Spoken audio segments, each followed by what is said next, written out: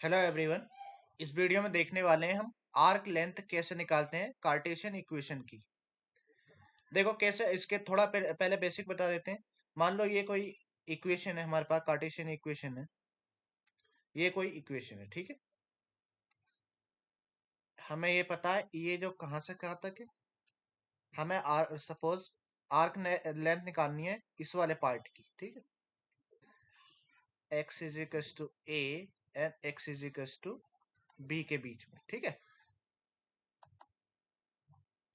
ये वाली arc length निकालनी है हमें। एक बार मैं थोड़ा सा हाईलाइट कर देता हूँ। आर्क लेंथ का मतलब ये कितनी लंबी होगी इसके बारे में बात कर रहे हैं। और ये फंक्शन हमने माना, इसमें देखो दो तरह के केस होंगे। मान लो ये जो फंक्शन है y equals to f x form में, हम क्या लेके चल रहे हैं। जो हमारा इक्वेशन है वो y equals to f x form में, यानी y is a function of x। अगर इस तरह का तो हम क्या करेंगे, जब आर्क लेंथ कैसे निकालेंगे ये देखेंगे, ठीक है। तो इसके लिए भी पहले एक कंडीशन है कि जो y है और dy है, ये दोनों क्या होने चाहिए, कॉन्टिन्यूस होने चाहिए एंड सिंगल वैल्यूड होने चाहिए। dy over dx single valued होने चाहिए, ठीक है। ये पहली कंडीशन। और दूसरी कंडीशन ये है कि इंटीग्रेंड जो इंटीग्रेशन कर रहे हो वो एक्स एक्सिस के साथ इंटरसेप्ट नहीं करना चाहिए, यानी integrand should not change sign between a and b, ठीक है। ए और बी के बीच में कोई चेंज नहीं। साइन चेंज कब होता है, जब ये इस तरह से कोई कर्व थी ऐसे करके इंटरसेप्ट कर गई एक्स एक्सिस के साथ, ठीक है। तो ये कर्व का साइन चेंज हो गया, पहले पॉजिटिव फिर नेगेटिव चली गई। अगर ऐसा होता है, ठीक है, उसके लिए बताऊंगा कैसे कैलकुलेट करना। तो ये y equals to f x की इक्वेशन है, ठीक है। तो इसके लिए आर्क लेंथ मैंने सपोज कर लिया, इसकी आर्क लेंथ है वो एल है। तो इसके लिए फॉर्मूला होता है इंटीग्रेशन ए से बी के बीच में निकालने स्क्वायर रूट में 1 plus d y over d x का होल स्क्वायर। पहले d y over d x निकालेंगे, ठीक है। और बाहर dx जो डिनोमिनेटर में होता है वो बाहर आता है। तो ये आर्क लेंथ का फॉर्मूला हो गया जब y equals to f x का फॉर्म हो, ठीक है। सेकंड क्या करेंगे, इसी के उल्टे अगर कोई इक्वेशन हो, मान लो यहाँ तो y equals to f x की फॉर्म में था, अगर x equals to f y के फॉर्म में हो, यानी x y का फंक्शन हो, ठीक है। तब कैसे करेंगे, मान लो यही इक्वेशन यहाँ पे ये c के बीच में, ठीक है, और ये d। ये जो इक्वेशन है यहाँ से यहाँ तक ये c और यहाँ से यहाँ तक ये d, ठीक है। तब आर्क लेंथ क्या हो जाएगी, अगर सेकंड कंडीशन ये हो जाएगी, ठीक है। ये पहली कंडीशन थी। दूसरी कंडीशन ये रही आर्क लेंथ निकालने की, अगर x जो फंक्शन है किसका, y का। तो वही अगेन ऐसे ही देखेंगे, x और dx ओवर dy कंटिन्यूअस होना चाहिए, सिंगल वैल्यू होनी चाहिए, और वो इंटीग्रेंट साइन चेंज नहीं कर रहा हो। तो इसका आर्क लेंथ का फॉर्मूला आ जाएगा L इज इक्वल्स टू, आपके लिमिट जाएंगी वो y के आएंगी, ठीक है। तो यहाँ पे c से लेकर d अंडर द रूट में 1 प्लस, अब ये dy ओवर dx था, इसको पलट दो, ठीक है, रेसिप्रोकल ले लो इसका, कितना हो जाएगा ये dx ओवर dy इसका होल स्क्वायर, ठीक है। बाहर क्या आएगा, जो यहाँ पे डिनोमिनेटर में था, यानी dy। तो ये दो फॉर्मूले, ठीक है।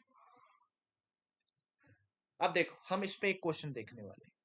मैं करके बताऊंगा उसी क्वेश्चन को, पहले फॉर्मूले से आप वेरीफाई करोगे दूसरे फॉर्मूले से, वैसे आंसर हमें पता होता है उसके बारे में, ठीक है। क्वेश्चन में लिख देता हूं यहाँ पे,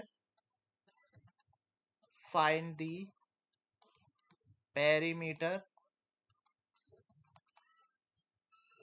of the circle x square plus y square is equal to, यहाँ पे ले लो आर स्क्वायर, ठीक है। हमारे पास एक सर्कल है, ठीक है। ये सर्कल की इक्वेशन होती है, ये ओरिजिन पर सेंटर हो रहा होगा, इसकी रेडियस आर होगी, तो हमें उसका पेरीमीटर निकालना। पेरीमीटर का मतलब ही क्या होता है, आर्क लेंथ जितनी भी है। तो इस सर्कल को एक बार ड्रॉ कर लेते हैं, ठीक है। अब यहाँ पे कहोगे कि यहाँ पे तो ना तो कि ये एक्स वाई का फंक्शन है और ना ही वाई एक्स का फंक्शन।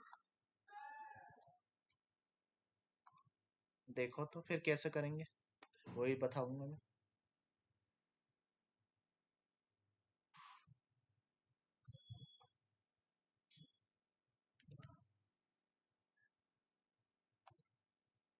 एक सर्कल ड्रॉ कर लेते हैं यहाँ से शेप्स में जाके, नहीं तो बनेगा नहीं परफेक्ट मुझसे। ये आ गया।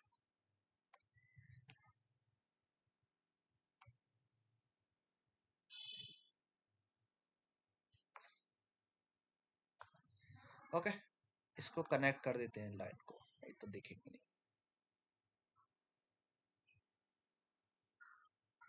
तो ये सर्कल है, ठीक है। सेंटर पे ओरिजिन हो रहा, इसकी रेडियस आर होगी। तो यहाँ पे ये आर होगा, ठीक है। ये इधर आर होगा, ये एक्स एक्सिस है, ये वाई एक्सिस है।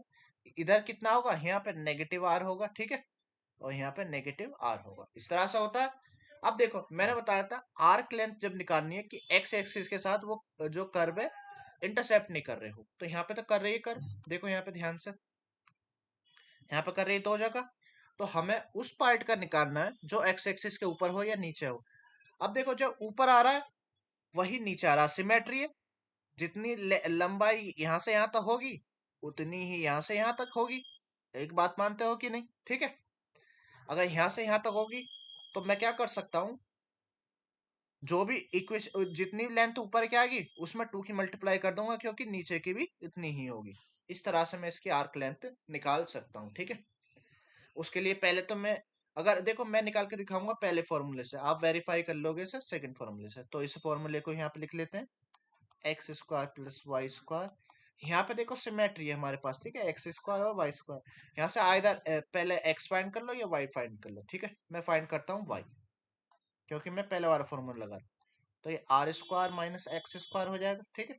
उसके बाद लोगे स्क्वायर रूट, अब स्क्वायर रूट लोगे तो plus minus under the root r square minus x square. यहाँ पे इस वाली बाउंड्री पे y पॉजिटिव और नीचे वाली पे y नेगेटिव, इसलिए दो वैल्यू आ रही है, ठीक है। लेकिन हम बात करेंगे ऊपर वाली बाउंड्री की, ऊपर वाली बाउंड्री ये वाली की, ठीक है, इस वाली की। तो इसके लिए होगी ये positive r square minus x square. हम इसकी ऊपर वाली लेंथ को फाइंड करेंगे, ठीक है। वैसे पेरीमीटर का फॉर्मूला पता ही होगा सबको, जो पता होगा देखो वही प्रूफ होगा आएगा इसमें। तो हम जो वाई लेने वाले हैं ऊपर वाले लेने वाले हैं, इसलिए मैं साइन को हटा दे रहा हूं, ठीक है।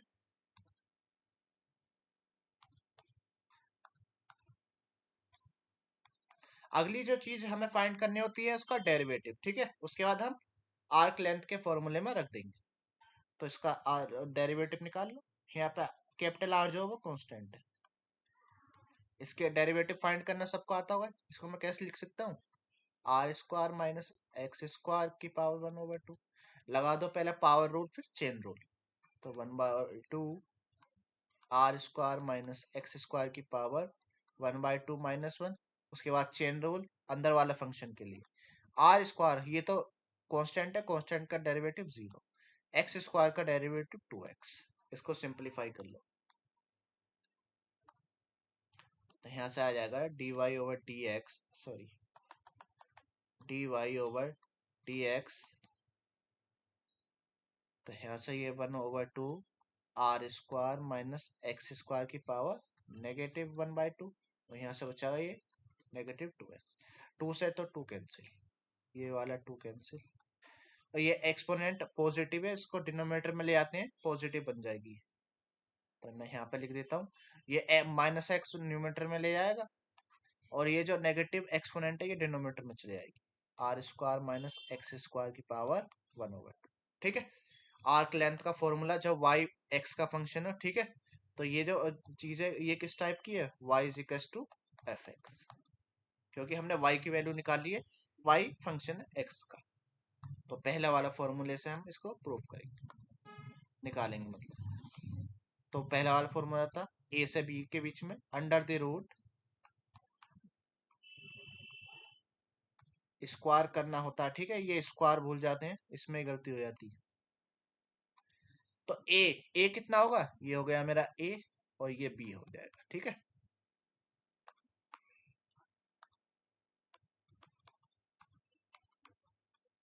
ये बस चेक करना है तुम्हारा इंटीग्रेशन कि तुम्हें कितने अच्छे तरीके से आता है, वैसे इसमें कुछ नहीं। D y over d x की वैल्यू आई है नेगेटिव एक्स।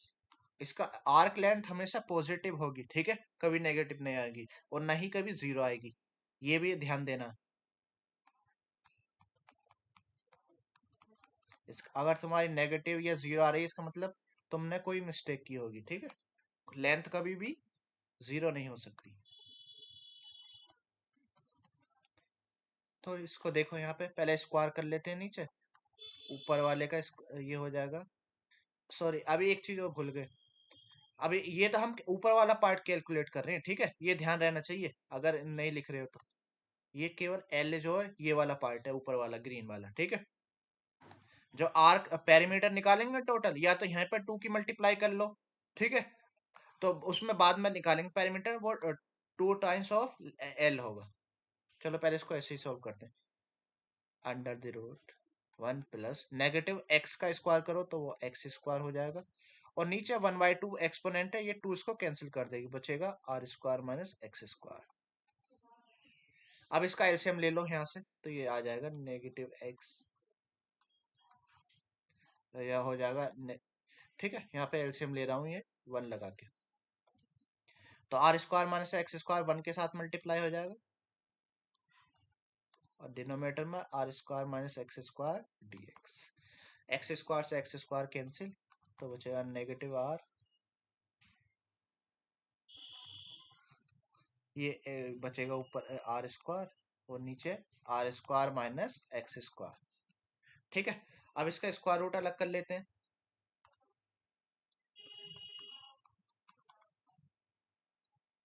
तो ये बचेगा ऊपर आर और नीचे स्क्वायर रूट में r square minus x square.